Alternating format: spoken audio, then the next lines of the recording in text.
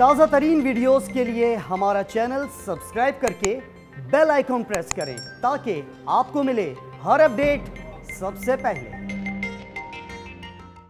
पूरे पाकिस्तान में कहीं पर भी स्कूल की फीसों में रियायत नहीं दी गई। सिर्फ इस्लामाबाद में एक नोटिफिकेशन जारी हुआ जिसमें उन्होंने कहा कि 20% जो स्कूल की फीसें हैं उसमें रियायत दी जाएगी, लेकिन सिर्फ उन स्कूलों में जहां पर फीस 8,000 से ऊपर है। इसका मतलब है गरीब आदमी को तो नहीं मिलेगी, ठीक है। बाकी पूरे मुल्क में कहीं नहीं हुआ।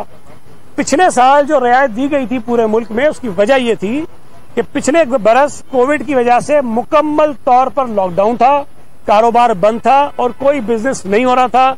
लोगों का जराए आमदन जो है वो शुरू हुआ था, इसलिए ये रियायत हुई। लेकिन उसके नतीजे में बहुत सारे प्राइवेट स्कूल जो हैं वो बंद हो गए और मुतासिर हुए, उन्होंने लोगों को निकाल दिया।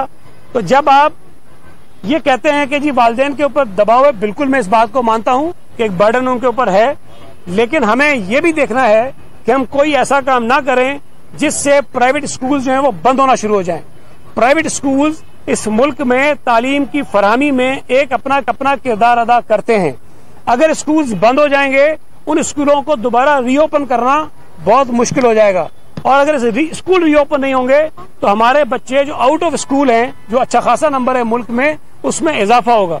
तो हुकूमतों को, महकमा तालीम को दोनों पहलू देखने पड़ते हैं। और मैं ये समझता हूं कि बच्चों की तालीम आगे चल के मुतासिर हो, अच्छे खासे स्कूल बंद हो जाएं, ये कोई भी हुकूमत अफोर्ड नहीं कर सकती।